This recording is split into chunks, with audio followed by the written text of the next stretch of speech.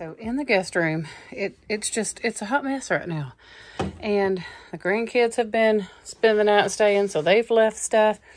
And like I said, I've got to get this thing ready.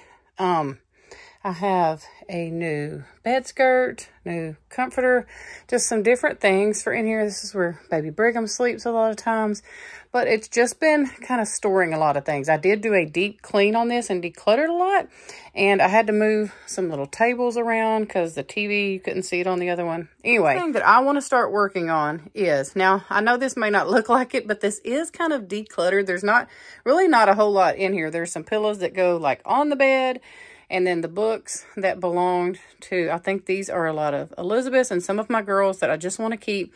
And then I did put these baskets in here, spaces to put some of their stuff, but I might do some put some wire shelving and stuff down here too. I don't know. This stuff does all have a place. It's just kind of got thrown in here for now. But the walls, that's what I'm going to be working on today. If you notice, you see how it's like peeling? I don't know what this is, but if I get really close, I have tried to do everything. I don't know what kind of wall this is. I asked my husband because this was his parents' home. He has not a clue because he was not even born when they built this. But it's something that will not hold paint. It will not hold wallpaper. It will not hold shelf liner. I've tried everything to try and like paint over or cover up these walls, and it always ends up eventually peeling off like this. I have no clue why, but this is just not good with little kids around. I can't just have peeling stuff, you know. And then in some spots it's not doing that, like over here, but it is doing it down here, as you can see. And the kids, I do have their toys in here.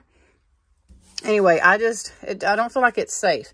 So what I'm going to try to do is texture these walls. I'll show y'all what I got. But I'm going to just pull everything out from this shelf bottom. The only thing that's up there is like some candles and some picture frames and pictures. This is all like pictures. I don't like to keep this stuff in my storage stuff outside because it gets too hot out there, and I don't want pictures or candles to like melt and get messed up. So anyway, I'm about to pull all of this stuff out and work on the closet part first and getting this where it can be, you know, functional. And then let me swing y'all around again real quick. I'm going to work on trying to just make this, you know, look homey and nice. If I have guests come in, there's that big star. Somebody asked me in a video, why did I get rid of the big star that I had on the fireplace? Well, I took it off of the fireplace and put it on this wall because this wall needed something.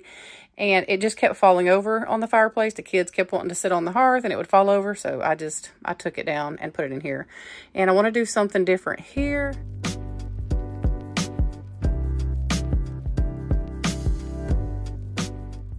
Okay, now that everything is out of here, you can see how bad this is. It's a mess, y'all. I don't know.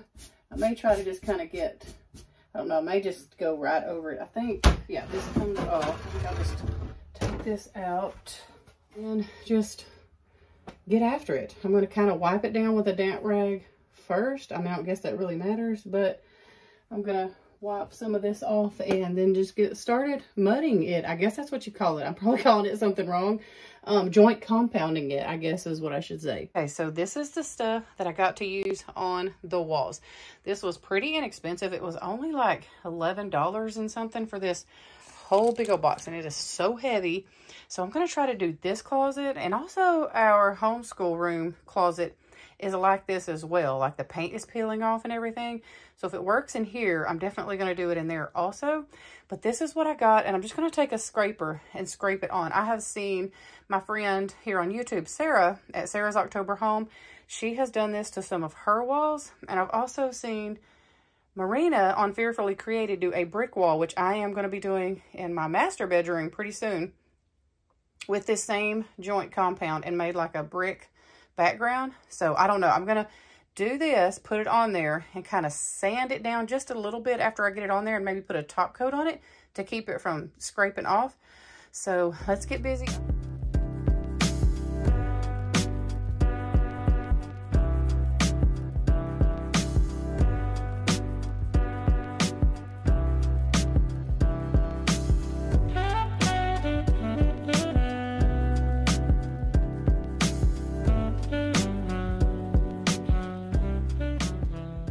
Okay, one thing I can notice is I'm gonna want it to be thick enough. Let me see if I can get y'all over here. I don't know if you can tell, but like you can see how thin it is right there. I'm gonna have to make sure that it's like thick enough, you know, to cover up that wall so I don't have those same issues maybe. So I'm probably gonna have to put it on a little bit thicker. That's why I was kind of getting like really big blobs. So that's the first thing that I've kind of noticed. But I want it to just look like an old, you know, kind of country wall, even though it's in a closet. I'm kind of practicing in here too to get ready for my master bedroom. But that's the one thing that I do notice is that I want it to kind of look like this and, you know, be thick. So like there's a spot right there. So I don't know if y'all can tell like where it's thicker and then where it's thinner, like right there. Just need to make sure you're getting good coverage, I guess. And I'll just have to get more as I go. So I don't know what I'm doing, y'all, but we're learning together. Let's do this. And I don't know if I'm gonna make sense when I say this, but I can almost feel where it's too thick and how I need to kind of go over it a little bit, but leave it enough where it's still covering. You do just kind of get a feel for this, if that makes too much sense. And I will try to show y'all a little better. It's hard to do because I have my gloves on. I don't want to mess with my camera too much, but I think I'm gonna like it. And then I could just go back and add a little bit there. But also, it seems like you probably just need to do little sections at a time. I do remember, I think Marina saying that on Fearfully Created, to do like a little section at a time. So that's what I'm trying to do. I'm trying to go back and get these areas that look really thin and make sure they're covered good before it starts to dry, because I think it starts to dry pretty quickly. So let me go, I'm gonna go back to the top and start adding some more up there. Okay, so here it is with one side done. Let me try to get a little bit closer for y'all so you can kind of see the texture. It's really dark in here, so I'm using my light. But I got this one side finished. Oops, I see a couple of spots up there where I need to go in a little bit thicker, like right there and right there. And then, oops, I see one right there. That's a good thing about having this light in here too, is I'm seeing some of these little spots where I need to go and touch up. And I think once it dries, I'll be able to tell a little more too. But overall, that only took me, I don't know, about 30 minutes to do that side. So I'm just going to carry on and keep doing the other side and then both ends. And I'll show y'all what it looks like when I'm all finished. Okay, just a little update. Checking in with y'all. I've done all of this side over here. Let me see. Let me get y'all a light over here where you can see. Over there. And now I'm about to do over here. And I do plan on painting like the little baseboards and those little boards right there on the side and all. So they'll look nicer too.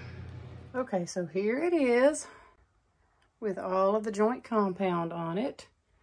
And I see a spot over there in the corner I need to get. Every time I put the light on it, I'm like, oh, I need to go touch up that spot and that spot. And I see a spot down there. I'll touch those up, but then I'm going to let this dry completely. Yeah, I see like some spots right there. And then probably paint it. Okay, so a little progress. This is several hours later, and I thought that I would just show y'all how it's drying. It dries white like that. You can tell it looks kind of like tan or gray at first, but then it starts to dry really white. So I'm about to go to bed. It's late at night now, and I'll show y'all what it looks like in the morning all dry. Okay, here's what it looks like now. It's all dry. And I love this. Y'all, I just might have to do another wall somewhere like this. It's really thick on this wall. But I was trying to see, is it like, it's not peeling off. I thought if you rubbed across some of these edges, it might just come off, but it's not. I'm not sure if I need to sand it or not. Like, see, that's not coming off. I don't know. I really like how it looks. And hopefully it's a solution to a problem. Now I'm about to paint these little spots here and the little shelf that went in here. And I got two little wire cabinet things. I mean, not cabinets, like little wire shelves to go one on each end. And I'm going to paint those baseboards. So I'm going to clean all, what does that say down there? STP, love you. Oh my gosh, I'm not sure who that was. This has been both of my older daughter's rooms at one point, so I'm not sure what that even is. And this was my husband's room when he was young, so I'll have to investigate that a little bit. That's too funny. But anyway, let me get this stuff painted and start getting some little shelves put in here.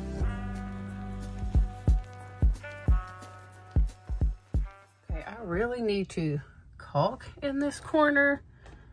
I mean, I put some of that stuff in there, but I don't know. I feel like that needs some caulk to smooth that out a little bit. It's not like that on the other side.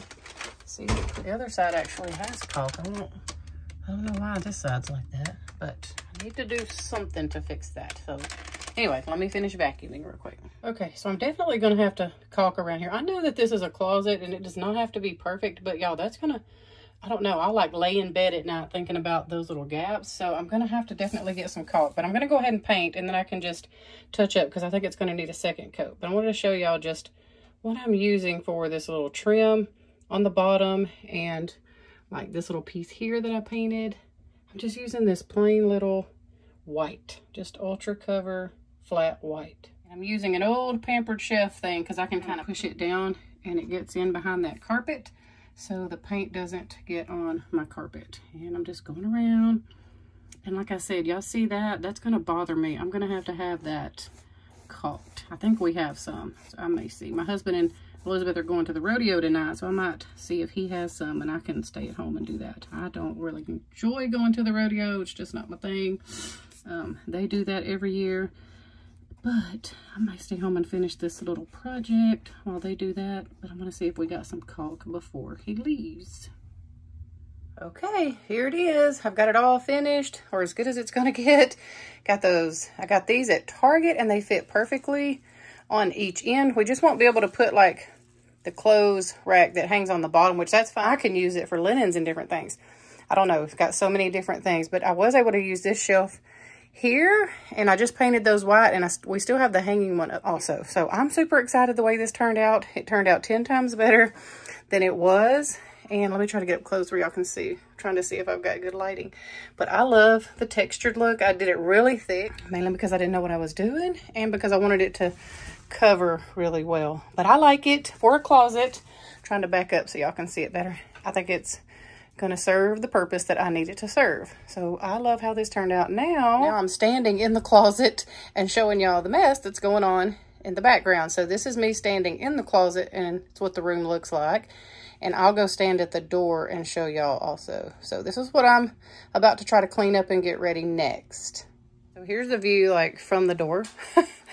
And anyway, I just want to get this all cleaned up, nice and fresh. I'm going to shampoo the carpets and make it look nice. Okay, y'all, so here's the room all put back together. It's not perfect, but I do love it. I got a new bedspread from Target, some sheets from Ross.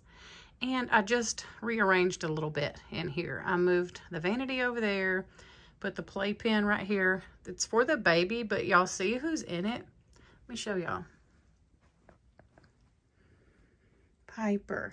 This is for the baby. Now I'm going to have to wash that sheet because look at all your hair. Yeah, she thinks I put this here for her, and she insists on sleeping in it. So I'm forever changing these sheets in case the baby doesn't need to sleep in there. Anyway, I moved a little rug in here. I was sent this rug by mistake from Wayfair a while back. And so I just kind of pulled it out and put it in here. It, I don't know, just brings a little bit of color, matches the playpen. But anyway, here's kind of how the room turned out. I'm wanting to do something different with this wall. I'm really thinking about doing this whole texture technique on that wall, but I'm not sure yet. So anyway, here's how the guest room is looking from this view.